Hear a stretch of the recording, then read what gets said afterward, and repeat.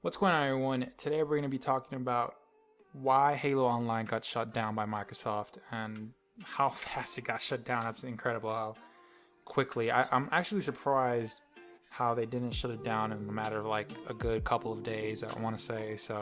But these are going to be my reasons, I think, in my opinion, from what I've researched and from what I understand and the business side of things, I guess. In other words, this is going to be my opinion, okay? There's nothing else to it. I haven't talked to Microsoft or any of that stuff, obviously, so it's not, but I think I could almost guarantee these are the reasons why they decided to shut Halo Online down, right? Or Halo El Dorito down. But my number one reason is going to be competition. The last thing that Microsoft wants is for their audience to split into another game that is not Halo Wars 2, Halo 5, or MCC, Master Chief Collection. And so that's what Halo Online was doing. It was taking away a lot of players from those games to Halo Online. And I'm so impressed at the fact that that game got so popular so quickly. Insanely popular. It was like at 3,000 players at some point, and it went up to like 6,000, and it kept growing, which was insane, right? That's just overall the first reason is competition. I feel like Halo Online was going to compete with MCC in general when that patch comes out, and that's not a good thing. I think, in my opinion, they already have enough competition with every other game in the market out there. Why would they want to have competition with their own title? Essentially, they own the rights to it. So that pretty much is the first one. The second one is going to be legal issues, right? So legality. So essentially, Microsoft owns this franchise. There's no doubt about that. So if they canceled this a long time ago, I don't know when they canceled. I don't know if it was 2014, 2013, or 2015. I don't remember when they canceled it or whatever. But they still have the right to be like, hey, shut this shit down because you are taking away money from us. You're taking audience retention from us, attention from us. And so if you guys know, right, it doesn't take a math magician to be like, hey, we have requisitions over here, right, which is like a system that makes them money, right? And you're taking my audience, right? So it has to do with competition essentially, but they have the legal right to say, hey, shut it down.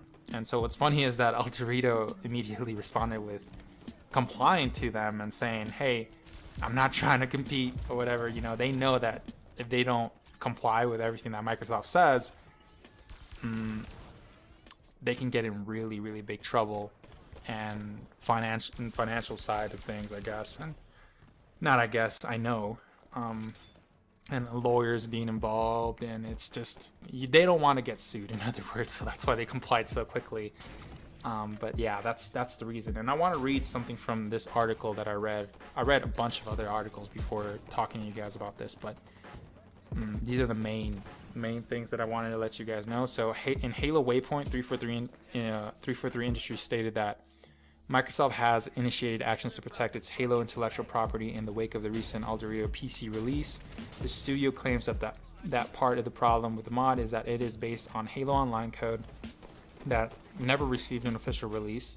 343 states that while they are humbled and inspired by the work that went down into El Dorito, the fact that the mod is technically based on Microsoft's own assets places it in a problematic legal area. So that's what I'm trying to tell you guys, is that I like that. I like this right here. Microsoft owned assets. They're using essentially Halo 3 or whatever to run their game, and that's the problem, you know. And El Dorito, I think, stated down here saying makers of El Dorito have posted their own update in which they stated that they do not know the answer to what the future of the mod is, while the entirety of the mod itself isn't technically based on Microsoft assets, and won't be outright taken down at this time. It's been taken down at this time, excuse me.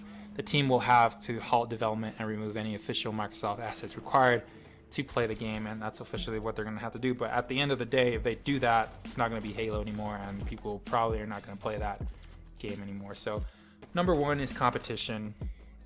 All of these have to do with competition, but number one, competition. Number two, legal rights. They can do that. They own the franchise, right? You're not gonna be like, you're not gonna let Sony be making a Halo 6 project and be like, hey, I'm gonna release this exclusively for the PlayStation 4 or PlayStation 5 or whatever. And Microsoft is gonna have some issues with that because they own the franchise.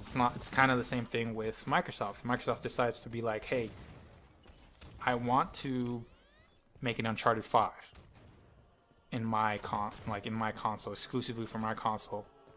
They can't do that because some other Sony, I think, owns Uncharted, you know.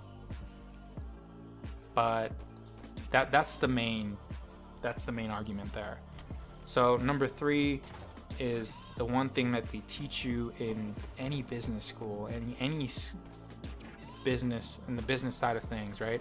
So marketing, finance, accounting, operations, supply chain management, what else am I missing? Human resource, entrepreneurs, general management degrees. I mean, we're talking everyone in the business school.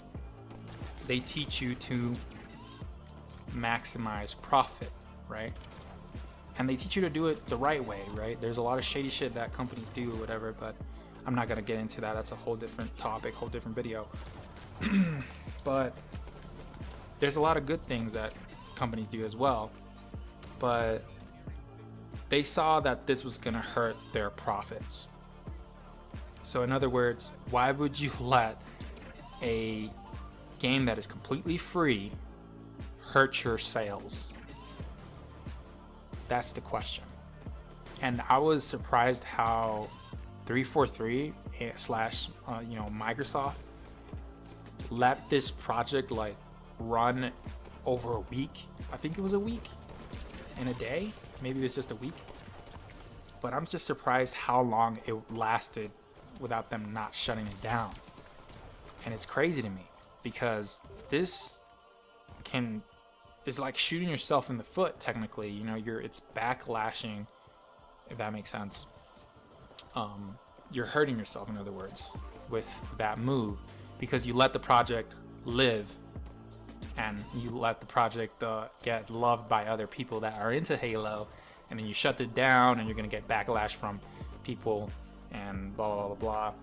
But a lot of streamers got banned for 24 hours for streaming Halo Online content because again, it wasn't officially released and they have the rights to that franchise. So,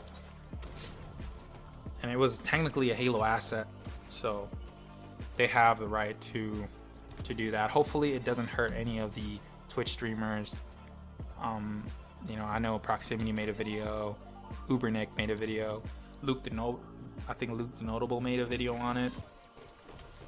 But if I was them, I would delete those videos. I'm pretty sure they already did, but I don't want a copyright strike in my channel. So technically, I would think the smart thing to do is to delete those videos or at least put it on private. So that's my opinion on this whole thing. Hopefully it wasn't too boring. I don't know what gameplay I'm gonna be showing you guys, but that's all. I mean, take everything with a grain of salt at the same time, but I think that for the most part is like most of it, I think. So number one is competition. Number two, legal reasons, right? Number three is, overall their profits. Okay, so that's about it. I want to hear you guys in the comments below, I guess. Let me know if I missed anything, if you have any other thoughts on this topic. And yeah, I was about to play Halo Online as well. Like, don't get me wrong, I love Halo Online. I thought it was a cool idea and everything, but I hope the MCC update is gonna be awesome, man. I hope, because this is gonna bring a lot of negativity, and I can already see the comments below. You know, a lot of people were arguing about mouse and keyboard and what's better, and controller, mouse and keyboard, and whatever. That's a whole nother topic for a whole nother day. So I appreciate you guys for listening, and yeah, just please make sure you leave a like, I guess. Subscribe if you haven't. Thank you guys for subbing, the 2 people, 3 people that subbed. Appreciate y'all. And I'll talk to you guys in the next video. Peace. Yeah.